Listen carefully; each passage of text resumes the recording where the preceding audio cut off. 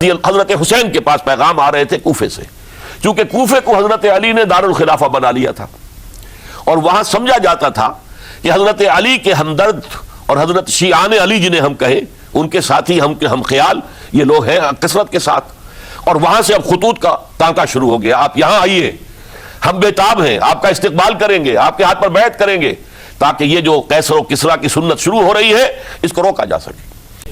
کہ پھر ابن زیاد کو اطلاع مل گئی کہ عمرو ابن سعد جو ہے وہ تو لے تو لال کر رہا ہے، حملہ نہیں کر رہا، قتل نہیں کر رہا، بلکہ یہ کہ وہ تو اس راستہ بھی دینے کے لیے تیار ہے کہ نہ مدینے کی طرف جائیے اور نہ آپ مکے کی طرف جائیے، نہ کوفے کی طرف جائیے، بلکہ آپ چاہے تو دمشق چلے جائیں، یزید سے اپنا معاملہ کر لیں۔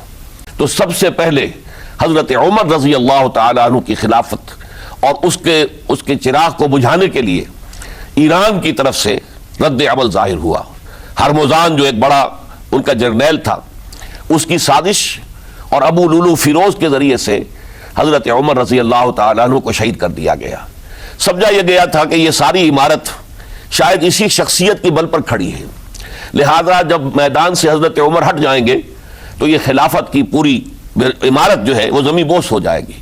لیکن معلوم ہوا یہ عمارت محمد کی بنائی ہوئی تھی صلی اللہ علیہ وسلم۔ کھنڈر بتا رہے ہیں عمارت عظیم تھی، بڑی عظیم عمارت تھی جو حضور نے تعمیر کی تھی، لہذا حضرت عمر کی شہادت سے کوئی فرق واقع نہیں ہوا۔ حضرت عثمان رضی اللہ تعالیٰ عنہ آ گئے میدان میں، اور میں بتا چکا ہوں آپ کو کہ ان کے دور خلافت کے جو 12 سال ہیں ان میں سے پہلے 10 سال بالکل حضرت عمر فاروق رضی اللہ تعالیٰ عنہ کی خلافت کے دور کی مثال ہے۔ اسی تیزی کے ساتھ انقلاب جو ہے آگے بڑھ رہا تھا، فتوحات کا دائرہ پھیل رہا تھا، اور اندرون ملک پورا امن، سکون، اطمینان اور چین تھا۔ لیکن ان کی دور خلافت کے آخری دنوں میں اب یہودیوں کی طرف سے رد عمل اور ایک کاؤنٹر ریولوشنری موومنٹ عبداللہ ابن سبا کے ذریعے سے، کہ جس نے اسلام کا لبادہ اوڑھا اور منافقت کے پردے کے ساتھ وہ عالم اسلام میں داخل ہوا، اور اس نے چونکہ دیکھ لیا کہ پرانی چپقلش ہے، پرانی چشمک ہے جو قریش کے 2 بڑے قبیلوں کے مابین یا 2 بڑے گھرانوں کے مابین چلی آ رہی تھی، بنو ہاشم، بنو امیہ۔ تو پہلے 2 خلفاء جو تھے وہ نہ بنو ہاشم سے تھے نہ بنو امیہ سے تھے۔ حضرت ابو بکر صدیق بنو تیم سے تھے، حضرت عمر بنی عدی میں سے تھے، لیکن حضرت عثمان اب بنو امیہ میں سے تھے۔ اس کو انہوں نے گویا کہ دکھتی رگ بنا کر پکڑا اور پروپیگنڈا شروع کیا کہ خلافت تو بنو ہاشم کا حق ہے، کیونکہ حضور ہاشمی تھے صلی اللہ علیہ وسلم، تو گویا کہ عثمان غاصب ہیں رضی اللہ تعالی عنہ، بلکہ ان سے دونوں پہلو جو تھے حضرت عمر اور حضرت ابو بکر وہ بھی غاصب ہیں۔ اس کے ساتھ ہی فتنے کی مختلف شکلیں انہوں نے شروع کی۔ یہ الفتنۃ الکبریٰ کہلاتا ہے ہماری تاریخ میں، عظیم ترین فتنہ، جس کے نتیجے میں حضرت عثمان رضی اللہ تعالیٰ عنہ شہید ہو گئے۔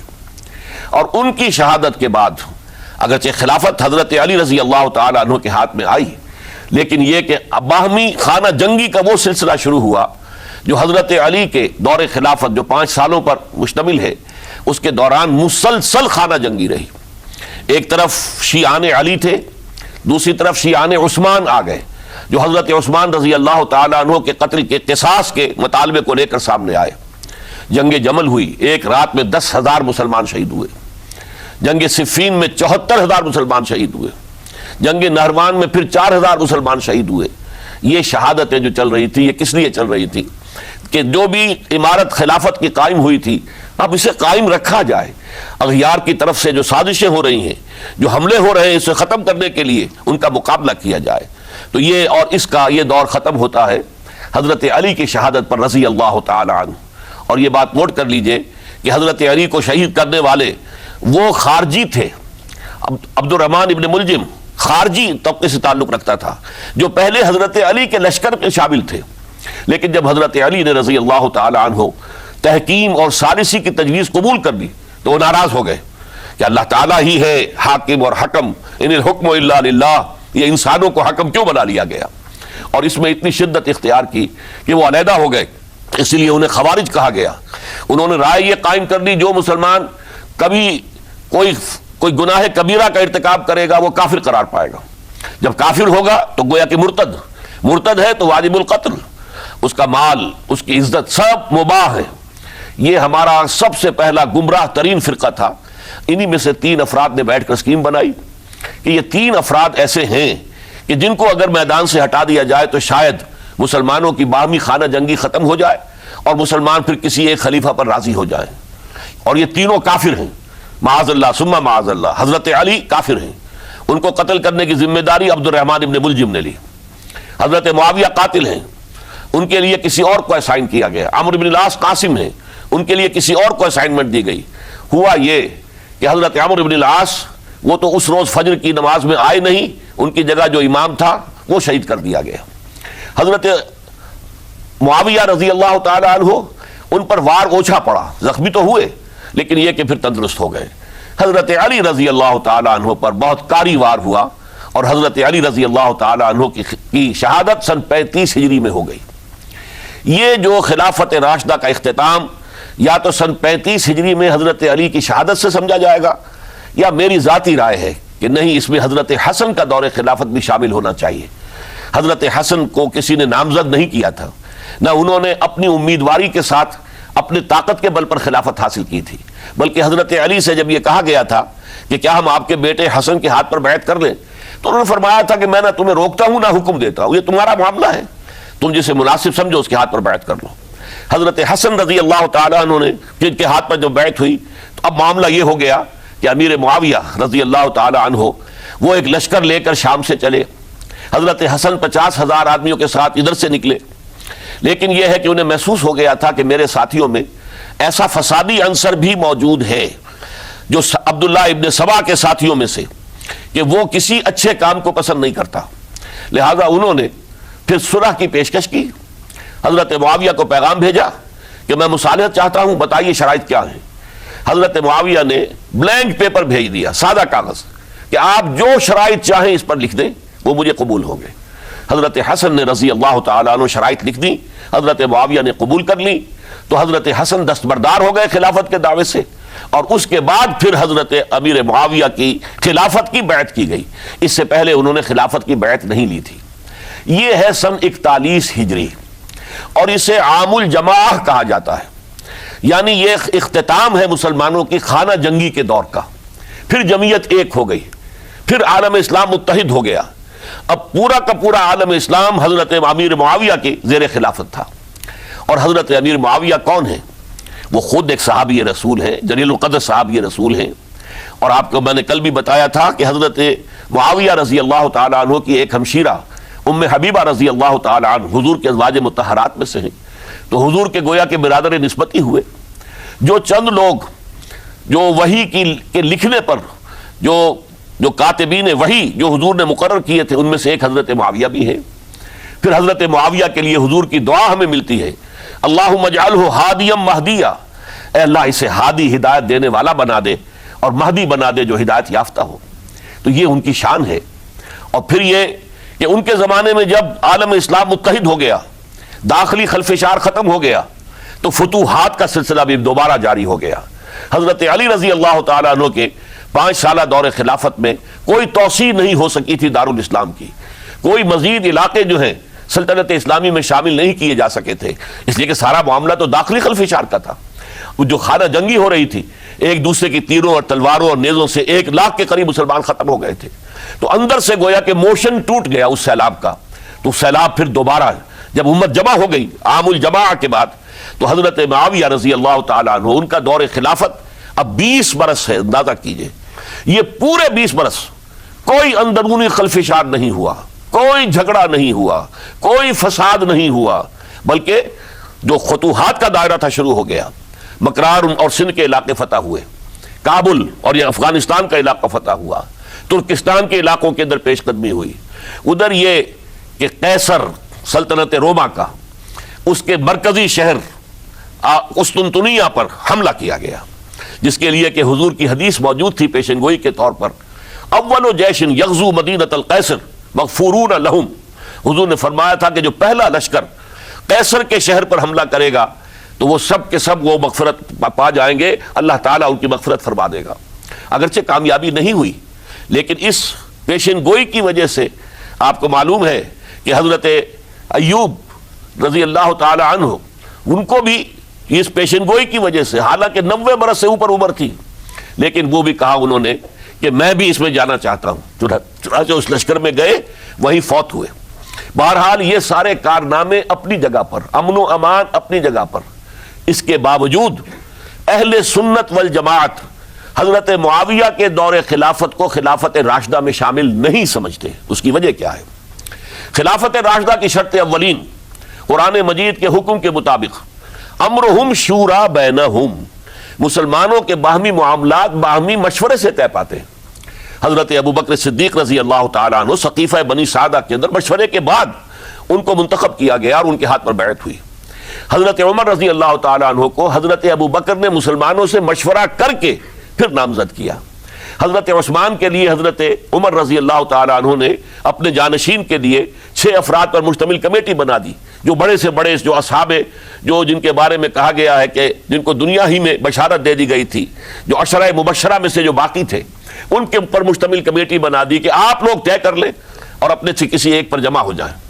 اس اعتبار سے حضرت علی کے ہاتھ پر بھی جو بیعت ہوئی ہے تو وہ اہل مدینہ کے دباؤ پر ہوئی ہے، ان کے مطالبے پر ہوئی ہے۔ حضرت علی خود جو ہے وہ خلافت کے مدعی نہیں تھے، بلکہ انکار کرتے رہے، چونکہ فتنے کا دور تھا، حضرت عثمان شہید ہوئے تھے، مسلمانوں کے دل زخمی تھے۔ اس حالت میں وہ سمجھتے تھے کہ اگر میں یہ خلافت جو ہے اپنے ہاتھ میں لے لوں گا تو ہو سکتا ہے کہ اس کا حق ادا نہ کر سکوں، لیکن یہ کہ جب انہوں نے دیکھا کوئی اور بھی تیار نہیں، طلحہ بھی تیار نہیں، زبیر بھی تیار نہیں، تو آخر مسلمانوں کو بغیر امارت کے چھوڑا تو نہیں جا سکتا، تو حضرت علی نے وہ قبول کر لی۔ حضرت حسن کے بارے میں بتا چکا ہوں کہ ان کے بارے میں لوگوں نے کہا تو حضرت علی نے فرمایا میں نہ حکم دیتا ہوں نہ روکتا ہوں۔ لیکن حضرت امیر معاویہ رضی اللہ تعالیٰ عنہ صحابی بھی ہیں، حضور کے قرابت دار بھی ہیں، کاتبین وحی میں سے بھی ہیں، پھر ان کا دور حکومت امن، سکون، اطمینان، ہر طرح سے جو ہے 20 برس تک کوئی داخلی خلفشات نہیں ہوا، کوئی فساد نہیں ہوا، کوئی باہمی جنگ و جدل نہیں ہوا، بلکہ فتوحات کا دائرہ آگے بڑھا۔ اس کے باوجود چونکہ انہوں نے طاقت سے خلافت حاصل کی، لہٰذا ان کے دور خلافت کو ہم خلافت راشدہ میں تسلیم نہیں کرتے، حالانکہ وہ خود راشد ہیں، اس لیے کہ تمام صحابہ کرام کے بارے میں سورہ حجرات میں فرمایا وَلَٰكِنَّ اللَّهَ حَبَّبَ إِلَيْكُمُ الْإِيمَانَ وَزَيَّنَهُ فِي قُلُوبِكُمْ وَكَرَّهَ إِلَيْكُمُ الْكُفْرَ وَالْفُسُوقَ وَالْعِصْيَانَ أُولَٰئِكَ هُمُ الرَّاشِدُونَ۔ تمام صحابہ کرام کی شان یہ ہے کہ اللہ تعالیٰ نے ان کے دلوں میں ایمان کو کھبو دیا ہے، ایمان ان کے دلوں میں رچ گیا ہے، بس گیا ہے، جم گیا ہے، اور کفر سے، فسق سے انہیں تبھی نفرت ہو گئی ہے، اور یہ سب کے سب راشدون ہیں۔ تو تمام صحابہ راشدون ہیں، اس اعتبار سے خود حضرت امیر معاویہ بھی راشدون میں شامل ہیں، لیکن خلفائے راشدین میں شامل نہیں ہیں۔ خلفائے راشدین عام طور پر تو ہم کہتے ہیں حضرت ابو بکر، حضرت عمر، حضرت عثمان، حضرت علی۔ میں نے اپنی ذاتی رائے، حقیر سی رائے عرض کی ہے، اس میں حضرت حسن کا دور بھی شامل ہونا چاہیے 6 مہینے کا، تب وہ 30 برس پورے ہوتے ہیں، جو حدیث میں آیا ہے کہ خلافت جو ہے وہ 30 برس رہے گی، اس کے بعد ملوکیت شروع ہو جائے گی۔ تو ملوکیت کا پہلا قدم یہ تھا کہ حضرت معاویہ نے طاقت سے بزور خلافت حاصل کی، اس لیے ان کو خلیفہ راشد ہم نہیں کہتے۔ البتہ یہ ضرور ہے کہ ان کا دور بہت پرسکون دور تھا۔ البتہ جب 10 برس گزر گئے حضرت معاویہ کے دور حکومت کو، اب میں یہاں لفظ خلافت کی بجائے دور حکومت استعمال کر رہا ہوں کیونکہ خلافت راشدہ سے ذرا اس کا فرق واضح ہو جائے، تو اس وقت ایک اور صحابی، جلیل القدر صحابی مغیرہ ابن شعبہ رضی اللہ تعالیٰ عنہ، وہ حضرت معاویہ کے پاس آئے اور انہوں نے یہ کہا کہ دیکھیے اگر آپ نے اپنے بعد اپنا جانشین نامزد نہ کیا تو ہو سکتا ہے پھر فسادات پیدا ہو جائیں، پھر مختلف لوگ خلافت کا دعویٰ لے کر کھڑے ہو جائیں، پھر خانہ جنگی ہو جائے۔ 5 برس کی خانہ جنگی میں 1 لاکھ سے زیادہ مسلمان شہید ہو چکے ہیں، قتل ہو چکے ہیں، ہلاک ہو چکے ہیں، اب دوبارہ وہی دور نہ آ جائے، لہٰذا آپ اپنا جانشین نامزد کر دیجئے۔ امیر معاویہ ریلیکٹنٹ تھے، لیکن انہوں نے دلائل دیے، دلائل مضبوط تھے۔ انہوں نے کہا کہ اب کبار صحابہ دنیا سے رخصت ہو چکے، وہ جماعت کہ جن کی تربیت اور تزکیہ، جن کی تعلیم حضور نے خود کی تھی اور ان کو اندر سے پاک کر دیا تھا، ان کی نیتیں بالکل پاک ہو چکی تھی، کوئی نفسانیت ان میں نہیں رہی تھی، وہ جماعت تو اکثر و بیشتر اب ختم ہو چکی، فوت پا چکے، وفات ہو چکی۔ لہذا اب جو ہے اکثر و بیشتر نو مسلم ہیں جو بعد کے فتوحات کے ذریعے سے اسلام لائے ہیں، لہذا ان کے اندر نہ وہ پختگی ہے، نہ ان کے اندر وہ تقوی ہے، نہ تدین ہے، نہ اصول پرستی ہے۔ اسلام کی پوری تعلیمات جو ہیں وہ ان کے وجود کے اندر، ان کے شعور کے اندر گہری اتری ہوئی نہیں ہے، لہذا اب صورتحال وہ نہیں رہ سکے گی جو حضرت ابو بکر یا حضرت عمر یا حضرت عثمان یا حضرت علی کے زمانے میں تھی، لہذا آپ نامزد کیجئے۔ یہ بھی بتا دوں کہ مغیرہ ابن شعبہ کون تھے رضی اللہ تعالیٰ عنہ۔ نمبر ایک یہ ہے کہ یہ اصحاب شجرہ میں شامل ہیں، جن 1400 یا 1800 افراد نے حضور سے بیعت کی تھی صلح حدیبیہ سے متصل قبل، اس درخت کے نیچے بیٹھ کر جس کے بارے میں سورہ فتح میں فرمایا گیا کہ لقد رضی اللہ عن المؤمنین اذ یبایعونک تحت الشجرہ، اللہ ان تمام اہل ایمان سے راضی ہو گیا جو ہے نبی صلی اللہ علیہ وسلم آپ کے دست مبارک پر بیعت کر رہے تھے اس درخت کے نیچے، ان میں سے موجود، ان میں یہ مغیرہ ابن شعبہ ہے۔ پھر مغیرہ ابن شعبہ وہ ہے کہ حضرت علی اور امیر معاویہ ان کے درمیان جو خانہ جنگی ہوئی اس میں ہمیشہ حضرت علی کے ساتھ رہے، حضرت علی کے ہی وہ سپورٹر تھے، ان کے ساتھ تھے۔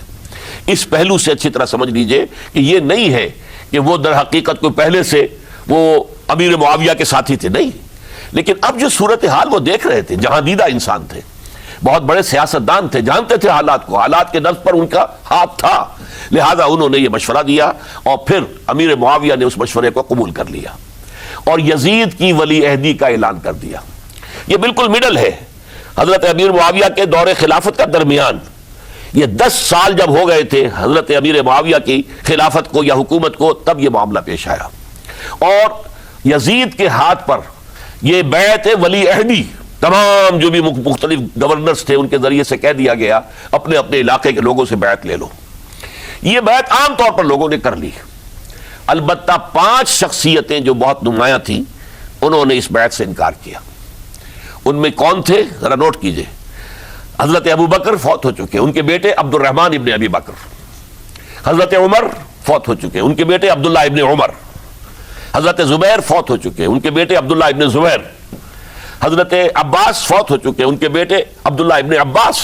حضرت علی شہید ہو چکے، ان کے بیٹے حسین ابن علی رضی اللہ تعالی عنہم اجمعین۔ یہ 5 جو امت کے بہت بڑے 5 افراد کے گویا کے وہ چشم و چراغ تھے ان گھرانوں کے، انہوں نے انکار کیا، اور ان میں خاص طور پر عبد الرحمن ابن ابی بکر نے یہ جملہ کہا کہ تم چاہتے ہو کہ قیصر و کسریٰ کی سنت پر عمل کرو کہ باپ کے بعد بیٹا حاکم بن جائے، یعنی ایک قدم تو خلافت کا نظام پہلے ہی نیچے اتر چکا۔ مشاورت سے تو حضرت امیر معاویہ کا بھی جو نسب ہوا ہے وہ مشاورت سے نہیں ہوا۔ ایک درجے میں وہ جو اللہ تعالیٰ کے رسول نے عمارت بنائی تھی شاندار، اس خلافت کا جو سیاسی نظام تھا اس میں ایک تو کڑی آ چکی زوال کی کہ ایک شخص نے طاقت کے ذریعے سے خلافت حاصل کر لی، اب اس کی اگلی کڑی لانا چاہتے ہو کہ قیصر و کسریٰ کے طریقے سے خاندان کے اندر، ایک قبیلے کے اندر یہ خلافت جو ہے یا حکومت جو ہے نسل بعد نسل، باپ کے بعد بیٹا اور بیٹے کے بعد پوتا، اس کو ہم کبھی گوارا نہیں کریں گے۔ حضرت امیر معاویہ بہت دانشمند انسان تھے، انہوں نے ان 5 حضرات پر کوئی تشدد نہیں کیا، کوئی جبر نہیں کیا، بلکہ رہنے دیا، ٹھیک ہے یہ بیعت نہیں کر رہے، ابھی تو بیعت ولی عہدی ہے، کوئی حرج نہیں، لہٰذا کوئی جھگڑا، کوئی اس وجہ سے کوئی فساد، اس بنا پر کوئی جنگ نہیں ہوئی۔ 10 سال گزر گئے، یعنی 10 سال تک یزید ولی عہد رہا ہے، 10 سال تک، اور اس سوائے ان 5 بڑی شخصیتوں کے جو پوری امت تھی، عوام الناس تھے، ان سب نے اسے قبول کیا۔ یہ صورتحال اب جب پیدا ہوئی جب حضرت امیر معاویہ کا انتقال ہو گیا، یہ سن 60 ہجری ہے، اب سوال پیدا ہوا کہ وہ ولی عہدی کی بیعت اب بیعت خلافت میں منتقل ہو جائے گی، لہذا پھر یہ ہوا کہ سب لوگوں سے، سب گورنروں کو لکھ دیا گیا تمام صوبوں کے اندر کہ اپنے اپنے لوگوں سے بیعت لے لو۔ ظاہر بات ہے کہ وہاں کوئی ریفرنڈم نہیں ہوتا تھا، کوئی ووٹ نہیں ہوتے تھے کہ اس کی پرچیاں ڈالی جا رہی ہوں، ایک ایک شخص سے رائے لینا نہیں ہوتی تھی، بلکہ اس وقت کی جمہوریت یہ تھی اور شورائیت یہ تھی کہ ڈیفرنٹ کلینز ہیں، ڈیفرنٹ فیملیز ہیں، ڈیفرنٹ ٹرائبز ہیں، ان کے سردار، ان کے بڑے لوگ، ان کے اہم لوگ بیعت کر لیں تو گویا کہ سب کی بیعت ہو گئی۔ وہ ایک قبائلی نظام تھا اور اس میں یہ نہیں تھا نظام کے ووٹ بنے ہوئے ہوں اور اس کی پرچیاں ڈالی جا رہی ہوں، تو تمام عالم اسلام نے گویا کہ بیعت قبول کر لی اب یزید کی بحیثیت خلیفہ۔ اب وہ جو 5 آدمی تھے ان میں سے ایک فوت ہو چکے تھے، حضرت عبد الرحمن ابن ابی بکر رضی اللہ تعالی عنہما، دونوں فوت ہو گئے، لیکن باقی 4 رہ گئے۔ ان 4 کو نوٹ کیجئے، اور یہ بڑا سینسٹیو ایشو ہے جس پر میں اب گفتگو کر رہا ہوں۔ ان 4 میں کون ہیں؟ عبداللہ ابن عباس، عمر میں سب سے بڑے وہ ہیں، اور ان کی شان یہ ہے کہ انہیں حبر الامہ کہا گیا ہے، امت کے سب سے بڑے عالم، اور قرآن مجید کے وہ سب سے پہلے مفسر ہیں، اصل جو جتنی بھی تفسیری روایات ہمیں ملتی ہیں حضرت عبداللہ ابن عباس کے شاگردوں سے، تابعین سے، لہذا ان کا بہت اونچا مقام ہے۔ حضرت عبداللہ ابن عمر، ان کا مقام بھی آپ کو معلوم ہے، حدیثوں کی کتنی بڑی تعداد ہے جو عبداللہ ابن عمر سے مروی ہے، اور اس کو سلسلۃ الذہب کی پہلی کڑی کہا جاتا ہے۔ روایت حدیث میں جو سنہری زنجیر ہے اس کا آغاز حضرت عبداللہ ابن عمر ہے۔ ایک طرف یہ دونوں ہو گئے، ان دونوں کی رائے کیا ہوئی؟ اگرچہ کام غلط ہوا ہے، یہ اس طریقے سے قیصر و کسریٰ کی روایت پر عمل کرنا غلط ہے، لیکن یہ اتنی بڑی غلطی نہیں ہے کہ اس کی وجہ سے باہمی جنگ و جدال ہو، خوریزی ہو، ایک دوسرے کی گردنیں کاٹی جائیں اور فتنہ و فساد پیدا کر دیا جائے۔ لہذا انہوں نے یزید کی بیعت کر لی۔ دو حضرات رہ گئے، یہ نسبتاً نوجوان ہیں، ان دونوں کی پیدائش ہجرت کے بعد ہوئی ہے۔ ہجرت کے بعد پہلا بچہ جو مہاجرین میں پیدا ہوا ہے وہ عبداللہ ابن زبیر ہے، بلکہ کچھ عرصے تک مہاجرین میں جب کوئی پیدائش نہیں ہوئی تو وہ مکے مدینہ کے منافقین نے کہنا شروع کر دیا تھا کہ یہ یہاں کے کمزور ہو گئے، نامرد ہو گئے، ان کی اولاد اب چلے گی نہیں۔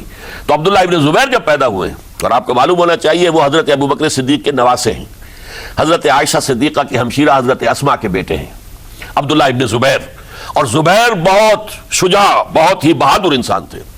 تو عبداللہ ابن زبیر کے اندر بھی وہی کیفیات تھی۔ انہوں نے کہا نہیں، اس غلطی کو ہم برداشت نہیں کریں گے، خوریزی ہوتی ہے تو ہو، لیکن ہم اسلامی نظام کو نیچے اترتا ہوا نہیں دیکھ سکتے۔ جیسے کبھی حضرت ابوبکر نے فرمایا تھا ایبدل الدین وانا حی، کیا دین میں ترمیم اور تنسیخ کر دی جائے گی؟ دین کو بدل دیا جائے گا، دین میں تحریف کر دی جائے گی جبکہ میں ابھی زندہ ہوں؟ میں جیتے جی یہ نہیں ہونے دوں گا۔ حضرت عبداللہ ابن زبیر کی یہ رائے ہوئی وی ہیو ٹو چیلنج، ہم مقابلہ کریں گے، ہم اسے پیسیولی قبول نہیں کریں گے۔ انہوں نے بیعت سے انکار کیا اور مدینہ چھوڑ کر مکے جا کر حرم کے اندر پناہ گزین ہو گئے۔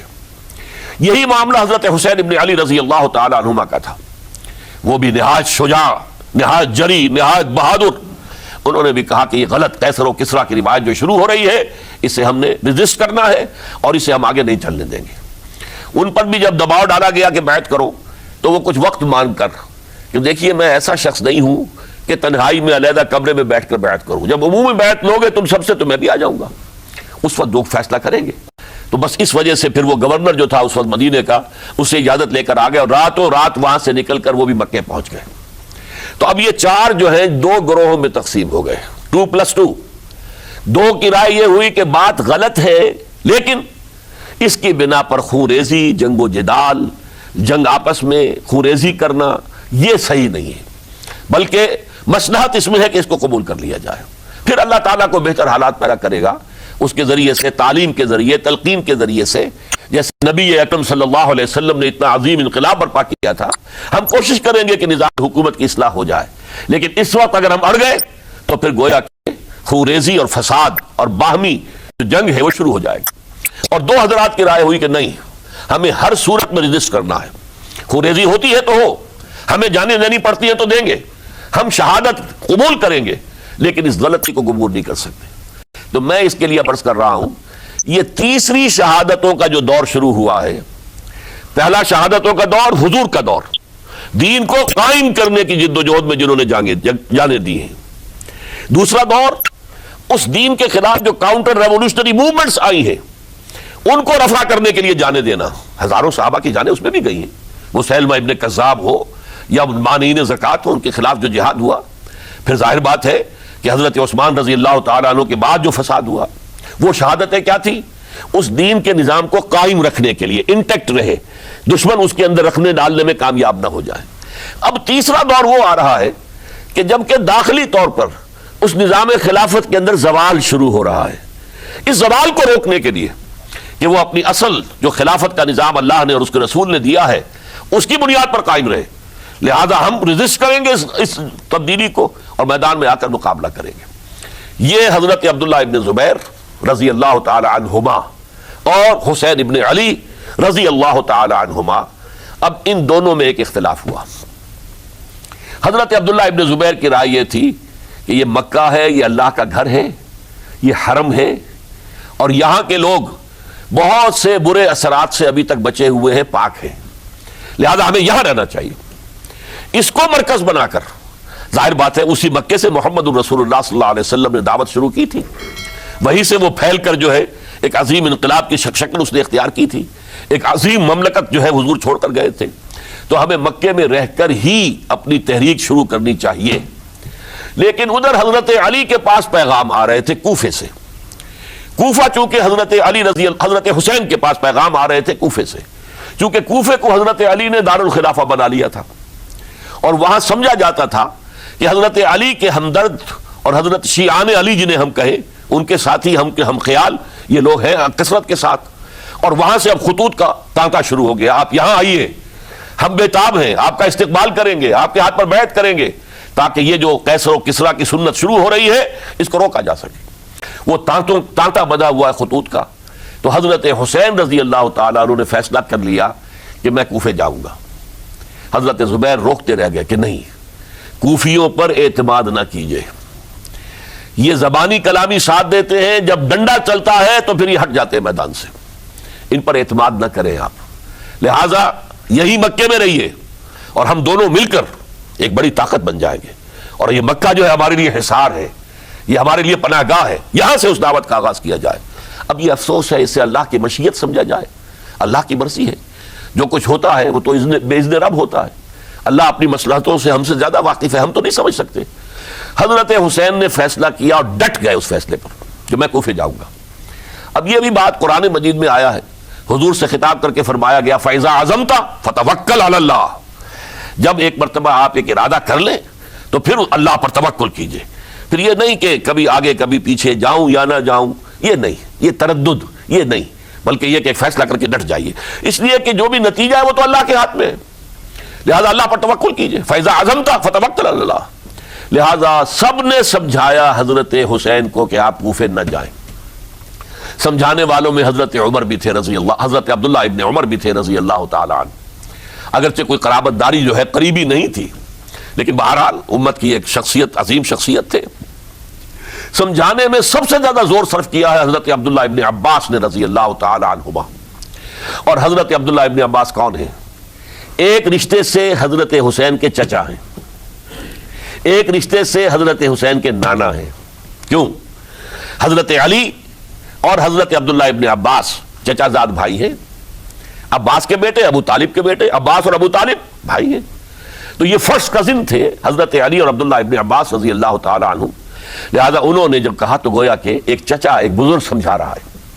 اور دوسرے رشتے سے حضور نانا تھے حضرت حسین کے, اور حضور بھی کزن تھے حضرت عبداللہ ابن عباس کے, چچا زاد بھائی ہیں.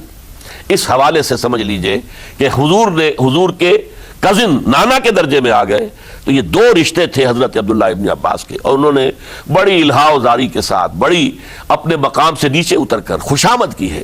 حسین خدا کے لیے باز آ جاؤ, حسین خدا کے لیے باز آ جاؤ, حسین اگر جانا ہی ہے تو اپنے بال بچوں کو لے کر نہ جاؤ. جس طریقے سے تمہارے باپ حضرت علی رضی اللہ تعالیٰ عنہ کو کوفہ کے اندر ذبح کر دیا گیا, کہیں ایسا نہ ہو کہ تمہیں بھی تمہارے بال بچوں کے سامنے ذبح کر دیا جائے, باز آ جاؤ. لیکن حضرت حسین اب اللہ کی طرف سے ان کے دل میں ایک ارادہ پختہ ہو چکا تھا, اور انہوں نے حضرت مسلم بن عقیل کو بھیجا تھا کہ جاؤ میری طرف سے کوفے والوں سے بیعت لے اور پھر مجھے اطلاع دو. وہ گئے, وہاں 12,000 افراد نے بیعت کر لی. اب ان کا خط آ گیا کہ یہاں تو فضا بالکل ہموار ہے, اتنے لوگوں نے بیعت کی ہے, باقی بھی جیسے ہی آپ سامنے آ جائیں گے سب بیعت کر لیں گے. لہذا یہاں پر وہ ریزسٹنس کے لیے گویا کہ ہمارے پاس طاقت اس کوفے کے اندر بہت مضبوط طاقت ہوگی کہ ہم یزید کی حکومت کے خلاف ریزسٹ کر سکیں. اس کے بعد ہوا کیا؟ یزید نے عبید اللہ ابن زیاد کو گورنر بنا کر بھیج دیا. یہ شخص تھا بہت ڈنڈا چلانے والا. اس نے سختیاں شروع کی تو بہت سے لوگ اس بیعت سے تائب ہو گئے. لیکن مسلم بن عقیل وہ میدان میں آئے, اور ان کے ساتھ ہزاروں آدمی آ گئے جنہوں نے بیعت کی تھی, ابھی تک بیعت پر قائم تھے, اور انہوں نے گورنر کے گھر کا گھیراؤ کر لیا. گورنر کے ساتھ 30-40 آدمی تھے کل. وہ چھتوں پر چڑھ گئے, وہاں سے پتھراؤ کیا, اور وہاں سے جو 30-40 آدمی کوفے کے تھے ان سے کہا تم اپنے اپنے لوگوں کو کہو کہ چلے جائیں واپس یہاں سے. انہوں نے اوپر سے کہنا شروع کیا, ڈرایا, بہت خوفناک نتیجہ نکلے گا, اب عبید اللہ ابن زیاد تم سب کو ہلاک کر دے گا. ایک ایک کر کے بھیڑ چھٹتی چلی گئی اور صرف چند افراد رہ گئے.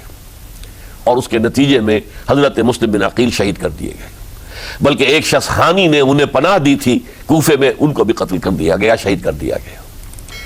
اس پر یہ ہے کہ انہوں نے ایک شخص کے ذریعے سے پیغام دیا قتل کیے جانے سے پہلے کہ دیکھو میرا تو وقت آ گیا ہے، میں تو اب قتل ہو جاؤں گا، شہید کر دیا جاؤں گا، تو میرا پیغام حسین تک پہنچا دو رضی اللہ تعالیٰ عنہ کہ یہاں یہ بغاوت ہو گئی، لوگوں نے، کوفیوں نے، الکوفی لا یوفی، کوفی جو ہے وہ پورا نہیں کرتا اپنے عہد کو اور وفا کو، اس کا ایک ثبوت ہمیں مل گیا ہے کہ سب کے سب منحرف ہو گئے بیعت سے، آپ جہاں تک آ گئے وہاں سے واپس چلے جائیے۔ جب حضرت حسین کے پاس یہ پیغام پہنچا اور انہوں نے ارادہ کیا کہ ٹھیک ہے یہ تو حالات بدل گئے، لہذا واپس چلنا چاہیے، شاید عبداللہ ابن زبیر کی رائے ہی صحیح ہے، ہمیں مکے ہی میں بیٹھ کر کام کرنا چاہیے، لیکن اب جو ہے عرب کا ایک خاص مزاج ہے، حضرت مسلم بن عقیل کے بیٹے آڑے آ گئے، اب ہم اپنے باپ کے خون کا قصاص لیے بغیر نہیں جائیں گے، اور حضرت حسین رضی اللہ تعالیٰ عنہ بامروت انسان، شریف النفس انسان، کیسے ممکن تھا غیرت مند غیور انسان وہ کیسے ان کی بات کو رد کر دیتا، لہذا اچھا چلو چلتے ہیں کوفے کی طرف، آگے بڑھتے چلے گئے، کربلا میں پہنچ گئے، جو کچھ وہاں ہوا پھر آپ کو معلوم ہے، اس میں یہ بات ہے پہلے 1000 کا لشکر بھیجا تھا عبید اللہ ابن زیاد نے، اس پر حضرت حسین رضی اللہ تعالیٰ عنہ نے جو باتیں کہیں وہ کچھ اثر انداز ہو گئی، ان کا افسر جو تھا حر بن یزید تمیمی، وہ بعد میں حضرت حسین کا حامی ہو گیا اور حضرت حسین کے ساتھ ہی اس کو بھی شہادت نصیب ہوئی۔ پھر دوسرے کو بھیجا عمرو بن سعد، عمرو بن سعد بھی ایک بڑی عظیم شخصیت کا بیٹا تھا، حضرت سعد ابن ابی وقاص جو فاتح ایران تھے اور جن کو غزوہ احد کے موقع پر حضور نے فرمایا تھا کہ اے سعد تیر چلاؤ میرے ماں باپ تم پر قربان ہوں، جبکہ احد میں گھیراؤ کر لیا تھا حضور کا اور کفار قتل کرنے کے لیے ہجوم کر رہے تھے اور کچھ حضرات تیر چلا چلا کے انہیں پھینک رہے تھے، دور جو ہے ہٹا رہے تھے، ان میں سے حضرت سعد ابن ابی وقاص بھی تھے، پھر وہ فاتح ایران تھے، اسی لیے گورنر بن گئے تھے ایران کے۔ سعد جو ہے ان کا بیٹے یہ عمرو جو ہے یہ اب ایک بڑے صوبے کا گورنر بھی تھا، اس وقت 4000 آدمی دے کر بھیجا، وہ بھی نرمی کرتا رہا، اس نے کوئی تشدد نہیں کیا، اس کے اندر بہرحال اپنے عظیم باپ کے خون کا کچھ اثر تھا، لیکن یہ کہ پھر ابن زیاد کو اطلاع مل گئی کہ عمرو ابن سعد جو ہے وہ تو لے تو لال کر رہا، حملہ نہیں کر رہا، قتل نہیں کر رہا، بلکہ یہ کہ وہ تو اس راستہ بھی دینے کے لیے تیار ہے کہ نہ مدینے کی طرف جائیے اور نہ آپ مکے کی طرف جائیے، نہ کوفے کی طرف جائیے، بلکہ آپ چاہے تو دمشق چلے جائیں، یزید سے اپنا معاملہ کر لیں۔ اس پر ابن زیاد نے پھر وہاں سے خط لکھا ہے، میں نے تمہیں اس کام کے لیے بھیجا تھا، میں نے تمہیں حکم دیا تھا حسین سے میری بیعت لو، یعنی میری بیعت کے ذریعے یزید کی بیعت لو اور اسے پکڑ کر لا کر میرے سامنے پیش کرو، لہذا پھر اس نے ایک بہت خونخوار شخص کو زیادہ فوج دے کر بھیجا ہے، اور وہ جو ہے اس نے آ کر جو ہے شمر نے پھر اس نے فیصلہ کن معاملہ کیا۔ حضرت حسین رضی اللہ تعالیٰ عنہ نے ان دنوں میں جو وہاں گزرے ہیں، جتنے بھی کوفی آئے ہوئے تھے نا، اکثر و بیشتر تو کوفے کے لوگ تھے، ان سے کہا کہ میں خود نہیں آیا، تم نے مجھے بلایا تھا، اے فلاں ابن فلاں کیا تم نے مجھے خط نہیں لکھا تھا کہ آؤ، اے فلاں ابن فلاں کیا تم نے مجھے پیغام نہیں بھیجا تھا کہ یہاں تشریف لائیے، اور دیکھو میرے پاس تمہارے خطوط موجود ہیں۔ وہ ایک تھیلا جس میں کہ خطوط ہے وہ بھی لا کے میدان میں رکھ دیا۔ یہ حضرت حسین رضی اللہ تعالیٰ عنہ کی شرافت اور اپنی صاف دلی، کوئی اس کے اندر عیاری نہیں تھی ان کے اندر، معاذ اللہ ثم معاذ اللہ، لیکن یہ کہ اس کا نتیجہ اچھا نہیں نکلا۔ نتیجہ کیا نکلا؟ اب انہیں پتا چل گیا کوفیوں کو اگر اب حسین زندہ دمشق پہنچ گئے یزید کے پاس تو یہ ہم سب کا بھاڑا پھوڑ دیں گے، ہماری شامت آ جائے گی، لہذا اب تو کسی صورت انہیں زندہ نہیں رہنے دینا۔ یہ ایک بڑا اہم واقعہ، نوٹ کر لیجئے اس کو، اس لیے کہ حضرت حسین نے ایک ایک کا نام لے کر اے فلاں ابن فلاں، اے فلاں ابن فلاں، اے فلاں ابن فلاں، کیا تم نے خط نہیں لکھا تھا، کیا تمہارا پیغام نہیں تھا؟ اب انہوں نے دیکھا کہ یہ بھانڈا اگر یزید کے ہاں جا کر پھوڑ دیا گیا تو پھر ہماری خیر نہیں ہوگی۔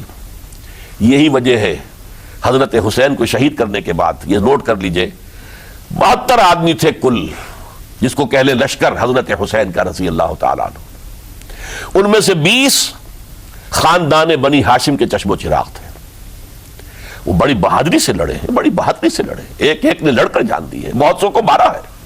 یقاتلون فی سبیل اللہ فیقتلون و یقتلون، قتل کر بھی رہے تھے، قتل ہو بھی رہے تھے، ایک ایک کر کے قتل ہو رہے تھے، شہید ہو رہے تھے۔ 20 جو ہے خاندان بنی ہاشم میں سے شہید ہوئے ہیں۔ حضرت حسین رضی اللہ تعالیٰ عنہ کا ایک بہت ہی انفنٹ چھوٹا بچہ وہ بھی شہید ہوا ہے۔ باقی سب مرد، تمام مرد، سوائے ایک حضرت حسین کے بیٹے حضرت علی بن حسین زین العابدین کہلائے بعد میں، وہ بیمار تھے، وہ جنگ میں حصہ نہیں لے سکتے تھے، وہ بچ گئے صرف۔ اچھا، حضرت حسین شہید ہو گئے، یہ ہے 10 محرم الحرام سن 61 ہجری۔ کیا مطلب ہے؟ حضور کے انتقال کے ٹھیک 50 برس بعد، سن 11 ہجری میں حضور کا انتقال، اور سن 61 ہجری میں حضور کے نواسے، اور جن کے بارے میں حضور نے فرمایا سیدہ شباب اہل الجنہ، حضرت حسین شہید کر دیے گئے۔ اور اس کے بعد اس لشکر نے خیموں کو آگ لگا دی۔ یہاں نکتہ سمجھ لیجئے، آگ کیوں لگائی؟ انہیں معلوم تھا ہمارے خلاف ڈاکومنٹری پروف موجود ہے وہاں پر، وہ ہمارے خطوط کے تھیلے وہاں موجود ہیں، اگر وہ باقی رہ گئے تو ہماری شامت آ جائے گی، ہمیں کون بچائے گا؟ ورنہ ظاہر بات ہے کہ اگر تو وہ دشمنی کے انداز میں بات ہوتی تو خواتین کی بھی بے حرمتی کی گئی ہوتی، لیکن نہیں، کسی نے، ظاہر بات ہے کہ خانوادہ نبوت کہ کسی خاتون کی بے حرمتی نہیں کی، قطعاً نہیں کی، قطعاً نہیں کی، قطعاً نہیں کی، لیکن خیمے جلانا ان کی ضرورت تھی تاکہ وہ ریکارڈ جو ہے ان کا وہ تلف ہو جائے، سارے خطوط جو ہیں وہ جل جائیں تاکہ ان کے خلاف ثبوت باقی نہ رہے۔ یہ عظیم سانحہ کربلا ہے۔ اب چونکہ یہ ہماری تاریخ کے ان واقعات میں سے ہے جس پر بہت کچھ اختلافات ہیں، مختلف گروہوں کی تعبیرات بہت مختلف ہیں۔ ایک طرف اہل تشیع کا اپنا بیان ہے، دوسری طرف اہل سنت کا ایک اجماعی بیان ہے، تیسری طرف کچھ ایسے لوگ پیدا ہو گئے ہیں جو حضرت حسین رضی اللہ تعالیٰ عنہ پر الزام لگا رہے ہیں اہل سنت میں سے کہ وہ تو حکومت کے طالب تھے، اقتدار کے خواہش مند تھے، واجب القتل تھے۔ معاذ اللہ ثم معاذ اللہ ثم معاذ اللہ۔ حضرت حسین اگرچہ صغار صحابہ میں سے تھے، یعنی حضور کی حیات طیبہ میں ابھی چھوٹے بچے تھے، لیکن ان کا شمار صحابہ میں ہے۔ اور پھر یہ وہ شخص ہے جو حضور کی گود میں کھیلا ہے، یہ وہ ہے جو حضور کے شانوں کے اوپر جس نے سواری کی ہے۔ علامہ اقبال نے جیسے حضرت اسماعیل کے لیے کہا ہے کہ وہ فیضان نظر تھا یا کہ مکتب کی کرامت تھی، سکھائے کس نے اسماعیل کو آداب فرزندی۔ ظاہر بات ہے حضرت اسماعیل کسی اسکول اور مدرسے دارالعلوم میں پڑھے نہیں تھے کہ وہاں پتہ چلتا کہ والد کا حق کیا ہے۔ یہ فیضان نصر تھا، ابراہیم کی نگاہ کا یہ فیضان تھا کہ بیٹے کے اندر وہ جذبہ پیدا ہوا کہ یا ابت افعل ما تؤمر، ابا جان جو خواب آپ دیکھ رہے ہیں اور جو حکم آپ کو اس خواب کے ذریعے مل رہا آپ کر گزریے، ستجدنی انشاءاللہ من الصابرین۔ تو اسماعیل کا معاملہ اگر یہ تھا فیضان نظر سے، تو حضرت اسماعیل تو حضرت ابراہیم کے پاس زیادہ رہے بھی نہیں، وہ تو مکے میں رہے۔ حضرت عثمان جو حضرت ابراہیم تو شام میں رہتے تھے، کبھی کبھی آ جاتے تھے، بس اس سے زیادہ معاملہ نہیں تھا۔ وہ فیضان نظر حضرت اسماعیل کو تھا، تو حضور صلی اللہ علیہ وسلم کا فیضان نظر کتنا ہوگا اس کا آپ اندازہ کیجئے۔ یہ کوئی جنگ اقتدار نہیں تھی، معاذ اللہ ثم معاذ اللہ ثم معاذ اللہ، بلکہ انہوں نے اپنا ایک فرض منصبی سمجھا ہے کہ میرے نانا کا لایا ہوا نظام اور اس کے اصول اب ٹوٹ رہے ہیں۔ جیسے حضرت ابو بکر کا قول میں نے آج بھی آپ کو سنایا، ایبدل الدین وانا حی، کیا دین میں ترمیم اور تنسیخ کی جائے گی، دین کی باتوں کو بدل دیا جائے گا جبکہ میں ابھی زندہ ہوں۔ اسی طریقے سے گویا کہ زبان حال سے حضرت حسین اور عبداللہ ابن زبیر رضی اللہ تعالی عنہم ان دونوں نے یہ فیصلہ کیا کہ ہم روکیں گے اس کو۔ آپ اختلاف کر سکتے ہیں کہ حضرت حسین کی رائے صحیح تھی یا حضرت عبداللہ ابن عباس کی رائے صحیح تھی، یہ کہہ سکتے ہیں آپ، لیکن کسی کی نیت پر حملہ نہیں کر سکتے۔ اسی طریقے سے بعض لوگ جو ہے حضرت عبداللہ ابن عباس، عبداللہ ابن عمر، ان کی نیتوں پر حملہ کرتے ہیں۔ ان کو تو یزید نے دولت سے خرید لیا تھا، معاذ اللہ ثم معاذ اللہ ثم معاذ اللہ۔ یہ دونوں جلیل القدر صحابہ ہیں، یہ تو صغار صحابہ میں سے نہیں ہیں، یہ جوان تھے پورے حضور کے زمانے میں، جنگوں میں حصہ لیا ہے۔ حضرت عبداللہ ابن عمر نے، عبداللہ ابن عباس نے رضی اللہ تعالیٰ عنہما، انہیں کوئی رقم نہیں خرید سکتی تھی، کوئی دولت نہیں خرید سکتی تھی، جو رائے انہوں نے قائم کی دیانتاً قائم کی۔ اور ہمارے ہاں اصول یہ ہے کہ جب کوئی نئی صورتحال پیدا ہو جائے اور اجتہاد کی ضرورت پیش آ جائے اور پوری کوشش کر کے مجتہد اجتہاد کر رہا ہے، تو اگر اسے غلطی بھی ہو جائے، مجتہد مختی خطا کار اس کو بھی اکیرا ثواب ملتا ہے، اور مجتہد مصیب وہ مجتہد کے جس کی رائے صحیح، جس کا فیصلہ صحیح، اسے دوہرا ثواب ملتا ہے۔ تو ان کے مابین ایک اختلاف رائے کا ہوا، اجتہاد کا ہوا۔ آیا یہ غلطی اتنی بڑی ہے کہ امت میں تفرقہ پیدا کیا جائے، امن و امان کو برباد کیا جائے، خوریزی کا بازار گرم کیا جائے، یا نہیں؟ دو کی رائے یہ ہوئی، ان کی مخلصانہ رائے تھی، ان کی دیانت دارانہ رائے تھی، ہم ان کی نیت پر حملہ نہیں کر سکتے، آپ اختلاف کرنا چاہیں تو کیجئے۔ اسی طرح حضرت عبداللہ ابن زبیر اور حضرت حسین ابن علی رضی اللہ تعالی عنہ، ظاہر بات ہے کہ ان کا بھی ایک اجتہادی رائے تھی کہ نہیں، یہ دین کے نظام کے اندر بہت بڑا رکھنا پڑ رہا ہے، یہ تو اب قیصر و کسریٰ کی سنت شروع ہو رہی ہے، یہ اسلام کے دین کے اوپر طریقہ نہیں، عمل نہیں ہو رہا ہے، تو ہم اسے اپنی جانوں کا نذرانہ دے کر بھی اسے روکیں گے، روکنے کی کوشش کریں گے، رکے نہ رکے ہم اپنی جانیں دے دیں گے۔ یہ بھی دیانت دارانہ رائے تھی، مخلصانہ رائے تھی، ان کی نیت پر کوئی حملہ کم سے کم اہل سنت والجماعت میں سے کسی شخص کو حق نہیں ہے، اس لیے کہ اہل سنت والجماعت کا کہنا یہ ہے الصحابۃ کلہم عدول، صحابہ جتنے بھی ہیں وہ سب کے سب عدول ہیں، ان میں بدنیتی نہیں آ سکتی، خطا ہو سکتی ہے۔ اہل سنت کے نزدیک معصومیت خاصہ نبوت ہے، نبوت ختم ہو گئی محمد رسول اللہ صلی اللہ علیہ وسلم پر، آپ کے بعد معصوم کوئی نہیں، ابو بکر بھی معصوم نہیں، عمر بھی معصوم نہیں، عثمان بھی معصوم نہیں، علی بھی معصوم نہیں رضی اللہ تعالیٰ عنہ اجمعین۔ تو معصوم کون ہوگا؟ عبداللہ ابن عباس بھی معصوم نہیں، عبداللہ ابن زبیر بھی جو ہے معصوم نہیں، حسین ابن علی بھی معصوم نہیں، اسی طریقے سے عبداللہ ابن عمر، عبداللہ ابن زبیر، کوئی معصوم نہیں۔ انہوں نے اپنی رائے قائم کی ہے، اس پر عمل کیا ہے دیانت دارانہ سنسیریٹی کے ساتھ، اور ان کے لیے اللہ تعالیٰ کے ہاں ہر طرح کا اجر و ثواب ہے، سب کے لیے۔ حضرت عبداللہ ابن زبیر کی رائے اس اعتبار سے بہتر ثابت ہوئی، انہوں نے مکے میں پھر حکومت قائم کی، 9 برس تک ان کی حکومت قائم رہی، بنو امیہ ختم نہیں کر سکے اسے۔ سن 73 میں جا کر ان کی شہادت ہوئی ہے، اور ایک مرحلہ تو وہ بھی آیا تھا کہ شام اور مصر کی دونوں صوبے جو ہیں وہ بھی ان کے تحت آ گئے تھے۔ تو واقعہ یہ ہے کہ اگرچہ حضور نے ہمیں منع کیا ہے کہ کبھی یہ نہ کہا کرو کہ ایسا ہوتا تو ایسا ہو جاتا، نہیں، جو ہوا اللہ کی مرضی سے ہوا، اللہ کے اذن سے ہوا۔ حدیث کے الفاظ ہیں ان کلمۃ لو تفتح عمل الشیطان، یہ جو لو کاش یہ ہو جاتا، کاش یوں ہو جاتا تو بڑے اچھے نتیجے نکلتے، یہاں سے شیطان کا عمل شروع ہو جاتا ہے۔ ورنہ واقعہ یہ ہے کہ دل سے یہ بات نکلتی ہے، اگر حضرت حسین اور عبداللہ ابن زبیر یکجا ہو جاتے اور مکے کو اپنا مرکز بنا کر جو عظیم مقصد انہوں نے اپنے سامنے رکھا تھا کہ یہ جو روایت غلط آ رہی ہے اسلام کے دینی سیاسی نظام کے اندر، اس کو ہم روکیں گے، تو اللہ تعالیٰ انہیں کامیابی عطا فرما دیتا۔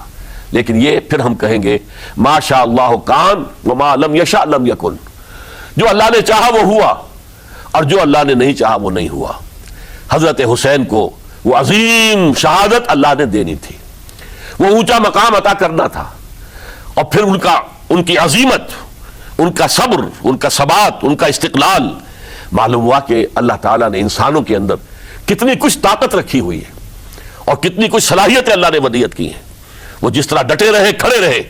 واقعہ یہ ہے کہ وہ بھی نوع انسانی کے لیے ہمیشہ کے لیے ایک سبق ہے، اور وہ سبق یہ ہے کہ آپ حق، جو بھی آپ حق سمجھیں، اس حق کے اوپر ڈٹ کر کھڑے ہو جائیں، اور اس میں پرواہ نہ کیجئے کہ آپ کی نفری کم ہے یا آپ کے ساتھ تعداد زیادہ، کوئی خیال نہ کیجئے، اس کے فکر نہ کیجئے کہ حالات ادھر ہیں یا ادھر ہیں، حالات سازگار آپ کے دشمن کے ساتھ ہیں یا آپ کے ساتھ ہیں، کوئی فکر نہ کیجئے۔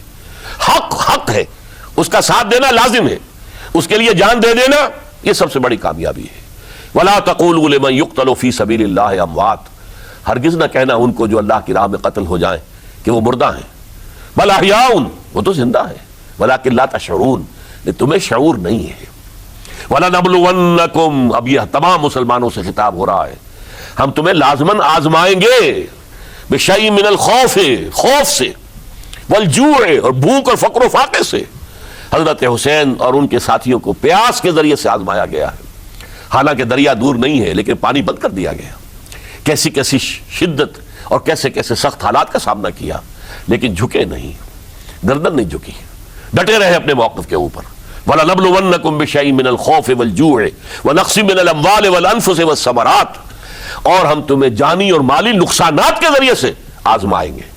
وبشر الصابرین، اور اے نبی بشارت دے دیجئے صبر کرنے والوں کو، الذین اذا اصابتهم مصیبت، وہ کہ جن کو اگر کوئی مصیبت آئے ان پر نازل ہو جائے، قالوا تو وہ کہیں گے انا للہ و انا الیہ راجعون، ہم اللہ ہی کے ہیں، اللہ ہی کی طرف ہمیں لوٹ جانا ہے۔ السلام علیکم ورحمۃ اللہ وبرکاتہ۔ آپ دیکھ رہے ہیں ایمان و سکون۔ مزید اسلامک بیانات سننے کے لیے ہمارے اس چینل کو سبسکرائب کیجیے۔ شکریہ۔